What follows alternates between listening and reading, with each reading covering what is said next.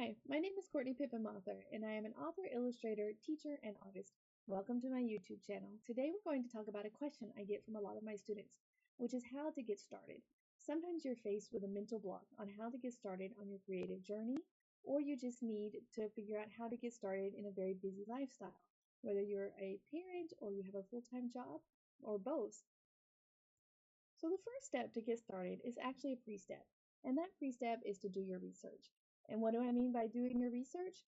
Well, for instance, for children's book illustration, the way you could do your research is to read a lot of children's books. If you want to write picture books, read a whole stack of picture books from the library. You can do chapter books, you can do graphic novels, any type of children's book that you might want to illustrate one day. You can also look up videos on YouTube. There's lots of great illustrators here on YouTube who give you tips and tricks for the business. You can also attend classes. You can watch lectures. Just do your research so you kind of have an idea of the creative field that you want to enter. And the same goes for if you just want to create a new type of art. Let's say recently I decided I wanted to do acrylics. So what I did was I looked up some YouTube videos on people painting with acrylics. I talked to some of my friends who paint with acrylics and got tips on certain kinds of paints to purchase. Things like that will help you get into the mindset before you get started. So pre-tip, do your research. And the first step is actually to communicate with the people in your household who love and support you. And this is not a mandatory step, but this is a helpful step because you will need support eventually or assistance because creating art, no matter if it's art or illustration or anything in between, it takes time and it takes effort. And you're going to hit a lot of roadblocks, and it's just great to have someone to encourage you. And not only to encourage you, but to help you make time. And say, for instance, you are a mom and you need to have time to create. Well, your significant other can help you for like 15 minutes by watching the kids or by 30 minutes for taking them on errands. Just some way to support you in this endeavor. Step number 2, figure out how you work. And this one is a tricky one, and sometimes it takes a little bit of time and effort. And the reason this is because sometimes there are things that stand in our way of actually starting to create. For instance, I knew that I wanted to be an illustrator for a very long time, and I also knew that I loved pretty sketchbooks. So I would buy lots of sketchbooks, I would get lots of sketchbooks as gifts, but I was always stuck when it came to creating in these beautiful, lovely sketchbooks. Here is a beautiful little lovely sketchbook that's never been used. So I started to get the kind of cheaper, bigger sketchbooks to kind of give me that more brain space to work in, and so I wouldn't consider it such a precious object. And that helped a little bit. But what really helped when I was starting to illustrate was not to create in a sketchbook at all. Instead, I would just create on loose leaf paper, like this. And so that way it felt a lot less precious, and I could just create freely. And it doesn't have to be loose leaf big paper like this. I have created many children's illustrations on just regular copy paper. That way it's not precious. If you don't like it, if you're not happy with it, you can just crumple it up and recycle it. So when it came time for me to try to create art that was not illustration related, I went back to my idea of the beloved sketchbooks. But I had a really hard time, once again, to create in the sketchbooks until I found a class online that was called the Imagination Journal by Alyssa Burke, and I will link it below. And that was all about just creating in your journal. And that's when I learned the theory of just wrecking your sketchbook. So my husband bought me this beautiful, lovely sketchbook, and through Alyssa's class, it really inspired me just to create like mad. You see, it is literally falling apart now.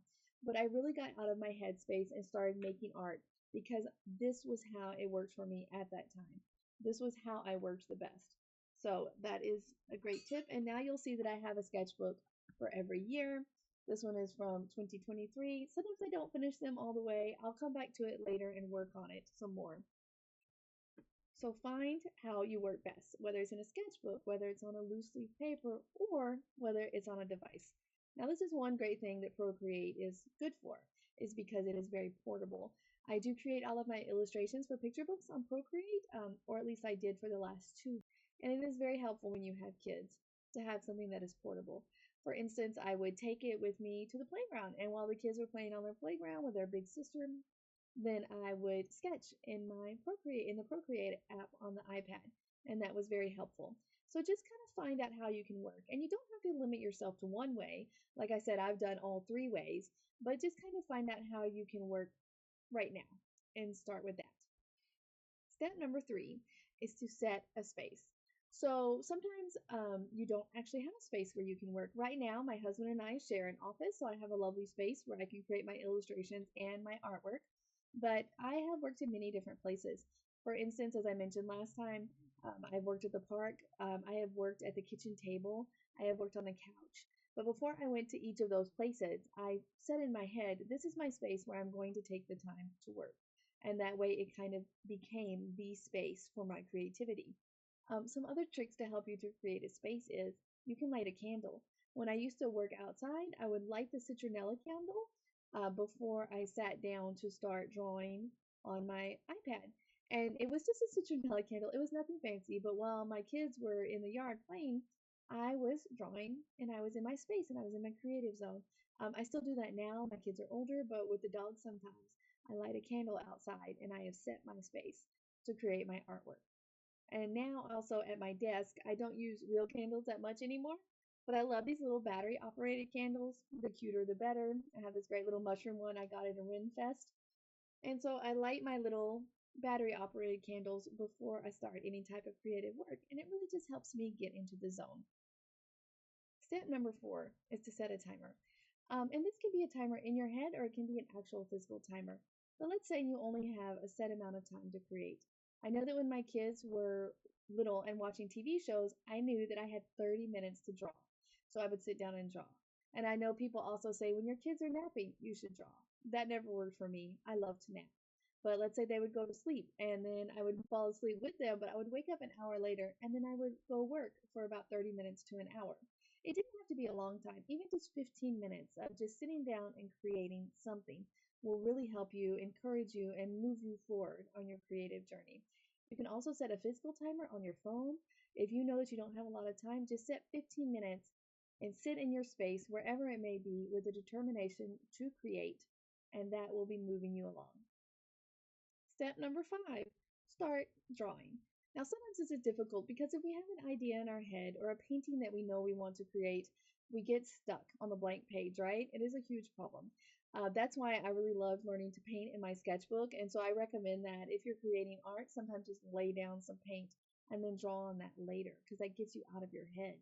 But also, you can start by sketching something else. Okay, so I want you to do a warm up sketch first. And this warm up sketch can be something as simple as gesture drawings. Gesture drawings are simple, just really quick sketches of movement, which really help you in any type of art. Or you can do a sketch of your favorite thing. I used to feel guilty whenever I sat down to draw, I would immediately draw the same thing over and over again, like a witch or a fairy or mushrooms or something like that. But there's no reason for that guilt. You are still creating when you do that. So if that's what warms you up, if that's what will get you into the mindset, start drawing your favorite thing. Just kind of set a little limit on it so that if you have a large amount of time, you're not using the whole time to draw that. But even if you are, so what? You're creating, you're an artist. That's what you should do. Also, sometimes I would use prompts from online sources. This really helps me a lot because unfortunately I'm not one of those people who can just sit down and sketch anything off the top of my head, although I love those people and think that's absolutely amazing. But so what you can do is go on to any social media platform. Instagram is the one I use and look up any kind of sketch prompts. There's drawing your style. There's ones that happen during certain times of the year, like Halloween, Mermaid, Folktale Week is coming up. So these prompts are great because they're things you might not have thought of before, but since they're not directly related on whatever big project or big painting you have in mind, sometimes it's easier just to get that drawing out first. And then after you finish that drawing, you can keep it at a short timer, like say 15, 20 minutes, then you can jump in to the work that you have in mind.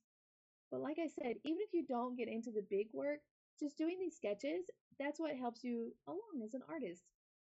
The goal of an artist, in my opinion, or my goal as an artist, I should say, is to just keep making art and making my art better. And that can look very different from anyone else's art. But this is something that I love to do. So anytime you're doing a drawing or a painting, you are working on your art. You are going to make it better. So keep creating. And then for the last step, another way to really help you on any sort of creative initiative or career or just wanting to paint again is to build a network of people. And there are a few ways to do this. If you're an illustrator or you want to be an illustrator, you can go on to many of the social media platforms. Obviously, there are issues with Instagram and Facebook with the AI scraping, which is a whole other thing that we can talk about. But Instagram is great as far as following illustrators, including such as myself. You can follow me. I'll link my Instagram below. Or there's ones like Blue Sky. I'm also on Blue Sky, which is a replacement for the Bird app. And there is also one called Kara. So that way you're just kind of building an online community where you'll start to see other illustrators creating. You'll see kind of what's on their mind. It's a great thing. You can also do this like if you can find a community in person, in real life. You can look on your local moms groups to find other artist moms. You can look, there's something called the SCBWI, which is Society for Children's Book Writers and Illustrators, which has local chapters. You could join that. But anything that you kind of have people who kind of understand what you're doing or what you want to do or what you're trying to do, you go further along on your journey. So I hope these tips helped. Let me know if you have any questions below or if you have anything else you would like me to talk about. If you want maybe Procreate tips, if you want more illustration tips, if you want more art tips, let me know what you'd like me to talk about next time. And thanks for coming. See you next time. Bye.